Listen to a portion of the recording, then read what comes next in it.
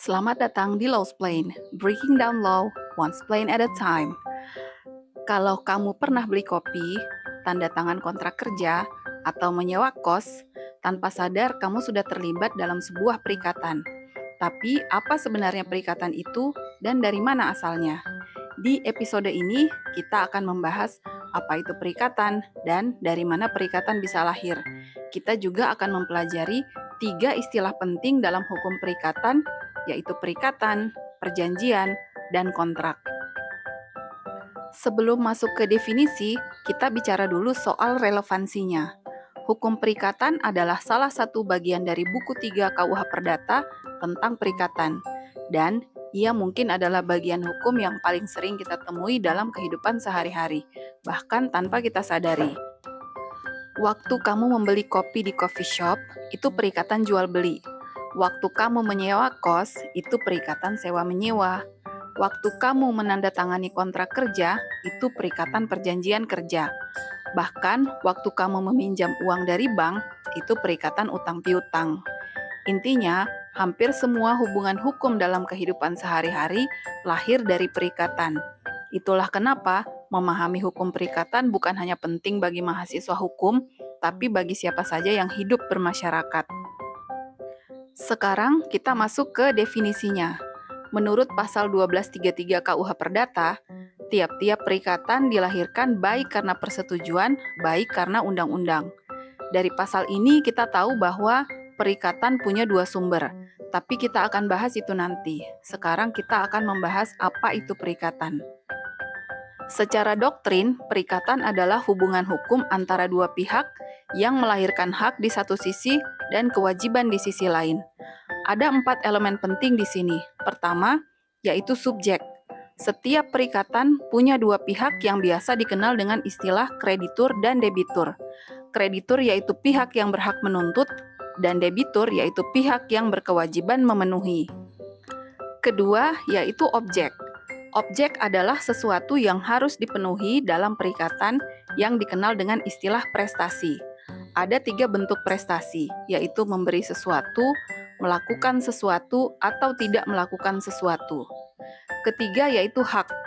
Kreditur berhak menuntut pelaksanaan prestasi dari debitur. Keempat, yaitu kewajiban.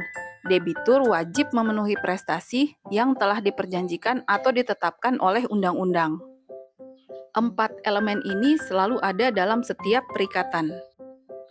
Sekarang kita luruskan 3 istilah yang sering tertukar: perikatan, perjanjian, dan kontrak. Ketiganya berbeda dan hubungannya seperti lingkaran bersarang. Pertama, perikatan. Perikatan adalah konsep yang paling luas. Ia mencakup semua hubungan hukum yang melahirkan hak dan kewajiban, baik yang lahir dari perjanjian maupun dari undang-undang. Dasar hukumnya ada di pasal 1233 KUH Perdata. Kedua adalah perjanjian. Perjanjian cakupannya lebih sempit.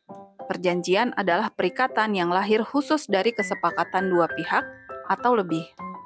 Setiap perjanjian selalu menghasilkan perikatan, tapi tidak semua perikatan lahir dari perjanjian. Dasarnya ada di pasal 1313 KUH Perdata. Ketiga, kontrak. Kontrak ini yang cakupannya paling sempit. Kontrak adalah perjanjian yang lebih formal dan umumnya dibuat secara tertulis. Semua kontrak adalah perjanjian, tapi tidak semua perjanjian disebut kontrak. Jadi urutannya adalah perikatan, perjanjian, lalu kontrak. Perikatan mencakup keduanya, perjanjian mencakup kontrak, tapi tidak sebaliknya. Sekarang kita bahas 2 sumber perikatan. Yang pertama, lahir dari perjanjian. Menurut pasal 1313 KUH Perdata, suatu perjanjian adalah suatu perbuatan dengan mana satu orang atau lebih mengikatkan dirinya terhadap satu orang lain atau lebih. Agar perjanjian itu sah secara hukum dan menghasilkan perikatan yang mengikat, ia harus memenuhi 4 syarat sah berdasarkan pasal 1320 KUH Perdata. Syarat pertama yaitu sepakat. Para pihak harus setuju secara bebas, tanpa paksaan, khilafan, atau penipuan. Dasarnya di pasal 1321 KUH Perdata. Syarat kedua yaitu cakap. Para pihak harus cakap secara hukum. Artinya, sudah dewasa dan tidak berada di bawah pengampuan. Dasarnya di pasal 1329 KUH Perdata. Syarat ketiga, hal tertentu. Objek perjanjian harus jelas dan dapat ditentukan jenisnya. Dasar hukumnya di pasal 1333 KUH Perdata. Syarat keempat, sebab yang halal. Isi perjanjian tidak boleh bertentangan dengan undang-undang, kesusilaan, atau ketertiban umum. Dasar hukumnya di pasal 1335 KUH Perdata. Satu hal penting yang perlu diingat, syarat pertama dan kedua menyangkut subjek perjanjian, disebut juga sebagai syarat subjektif. Kalau syarat subjektif dilanggar, akibat hukumnya perjanjiannya dapat dibatalkan. Syarat ketiga dan keempat menyangkut objek, disebut sebagai syarat objektif. Kalau dilanggar, perjanjiannya menjadi batal demi hukum atau dianggap tidak pernah ada. Sumber kedua perikatan yaitu undang-undang. Menurut pasal 1352 KUH Perdata, perikatan yang lahir karena undang-undang timbul dari undang-undang saja atau dari undang-undang sebagai akibat perbuatan orang. Ada dua cabang di sini. Cabang pertama, lahir karena undang-undang saja, diatur di pasal 1352 sampai 1354 KUH Perdata. Perikatan ini muncul otomatis tanpa perlu ada perbuatan apapun dari para pihak. Contohnya, hak dan kewajiban orang tua terhadap anak lahir begitu saja karena hubungan darah. Kemudian, ada hak bertetangga yaitu kewajiban untuk tidak mengganggu tetangga. Dan ada hak atas benda, bahwa kepemilikan secara otomatis menimbulkan hak dan kewajiban hukum. Cabang kedua, lahir karena undang-undang ditambah perbuatan manusia, diatur di pasal 1353 sampai 1380 KUH Perdata. Di sini ada perbuatan manusia yang memicu berlakunya undang-undang. Ada 3 contoh utama. Yang pertama, zakwarneming atau perwakilan sukarela. Ini adalah keadaan di mana seseorang mengurus kepentingan orang lain tanpa kuasa, diatur di pasal 1354. Kedua, perbuatan melawan hukum atau PMH. PMH ini menimbulkan kewajiban untuk mengganti rugi atas kerugian yang ditimbulkan, diatur di pasal 1365. Dan pembayaran tidak terutang, yaitu keadaan di mana seseorang wajib mengembalikan yang diterima tanpa hak, diatur di pasal 1359. Kita lihat perbandingan keduanya secara berdampingan. Dari sisi dasar hukum, perjanjian bersumber dari pasal 1313 KUH Perdata, undang-undang dari pasal 1352 sampai 1353 KUH Perdata. Dari cara lahirnya, perjanjian lahir dari kesepakatan para pihak. Undang-undang berlaku otomatis baik karena undang-undang atau karena perbuatan manusia. Dari sisi peran kehendak, dalam perjanjian, kehendak para pihak menentukan isi perikatan.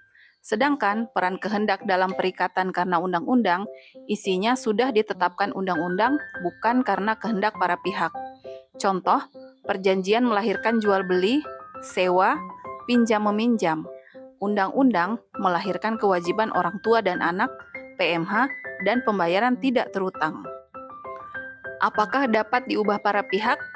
Pada perjanjian, isinya bisa diubah sesuai asas kebebasan berkontrak dari pasal 1338. Dan untuk perikatan karena undang-undang tidak bisa diubah.